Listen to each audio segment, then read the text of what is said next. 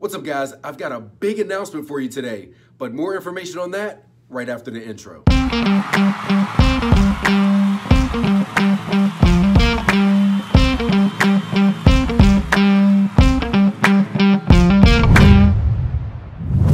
Not only is today April Fool's Day, it is also the start of Financial Literacy Month. That's why our next guest is here with 3 ways not to be foolish when it comes to your money. Welcome financial advisor Rob Wilson of Wilson Insight. And welcome, Rob. And you have a book now. I have a book now. Yes, a big announcement today. It's been a long time coming, but I'm releasing my first book today. It's called Secure the Bag, Create the Type of Life That You Desire by Managing Your Money Like You Mean It. And so I'm really happy to be putting that out today. Yeah, I love the cover too. You look like James Bond on the cover. That's what I was going for. I appreciate you saying that. You've succeeded. Now, I'm sure lots of people are going to want to check that out. Thank you. So as far as not being foolish, Yeah. the first tip is to get serious about your money. Really take control. Yeah, you know what? I don't know if you watch this show called The Walking Dead. You know, everybody is kind of into that show right now. Well, I think people are kind of walking around, like I call them the walking broke, you know? They're just sort of going through the motions, not having any idea of what they're trying to accomplish, how much they need to save to have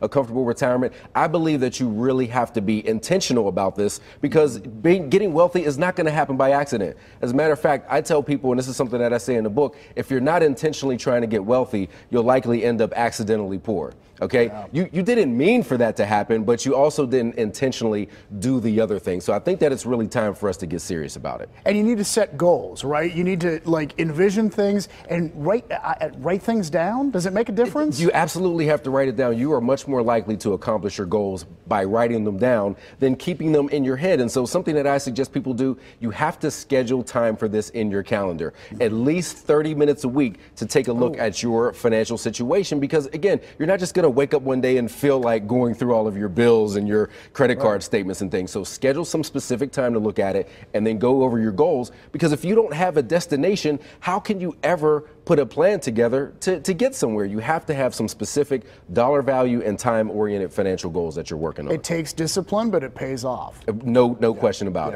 it. And as far as spring cleaning, there's a lot of things that we sort of need to check up on that we don't always do, right? Absolutely. It's April, so you don't just spring clean your house, you got to spring clean your financial house as well. First thing I want people to do is go take a look at your credit. It's been all winter. We got through the Christmas season. Your credit might be a little bit shaky after that. Go to creditkarma.com. It's totally free. You can check your report and your score, and it doesn't impact your score in any way. So it doesn't penalize you. Doesn't penalize. Okay. You can check it 5 times a day if you like, and you'll never get penalized. So that's something that I want you to do. Another thing that's very, very important, David, is that people go over and either create, if you don't have it, or review your will, your trust, your power of attorney, your important estate planning documents. This is something that people don't like to do because it's a difficult conversation to have, but particularly if you have minor children, this is something very, very important. You want to make sure that if something happens to you, you want to be in charge of what happens with your kids. You don't want the state to be doing that. So even if you don't feel like you've got millions of dollars in this big estate, please just go through your estate planning documents. And life insurance is kind of part of that, right? Yep. Making sure you have enough for someone left behind if something happens to you. And in the same lines as your will, you want to make sure if something happens to you today, would your family be able to pay the mortgage? Would they be able to make the tuition payments? You really absolutely have to go over those things. And the last thing is, let's start planning for the taxes for next year. Now, I know everybody's going to be frantically planning for taxes for the next 2 weeks, but you know what? If you plan all year, you don't have to do that. So make sure that you're keeping good records. Make sure that you understand the tax code, because once the year ends, you can't take advantage of any of those deductions. So make tax planning more of a process than a once-a-year event. Yeah, make sure you're doing the right withholding, right? Absolutely. Yeah, that's it makes a a difference. All right, the last tip is grow your dough, and I love tips that rhyme because it helps me remember them. Right. I wanted to be a rapper in my former life. But so the big thing here is that you want to start to make sure that you're getting paid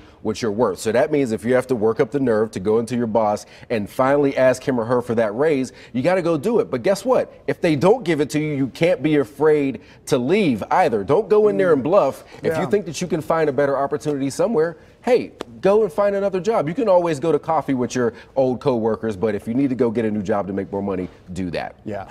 Someone told me recently, don't be afraid to hear no.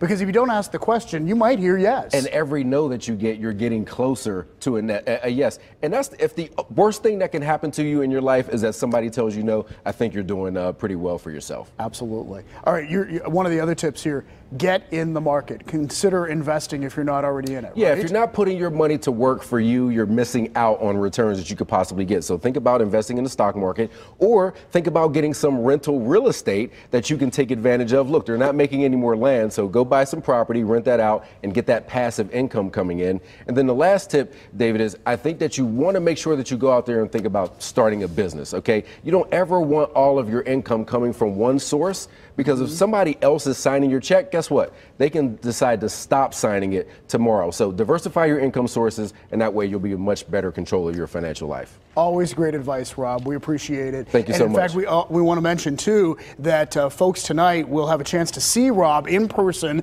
get his advice in person at the August Wilson Center. He is hosting a talk. It is called The Truth About Money. It starts at 7 o'clock as part of the Truth Sayers series, and you can look for details on that and a link to buy Rob's new book, where he looks like James Bond, at PittsburghTodayLive.com. Thanks again, Rob. Thank you.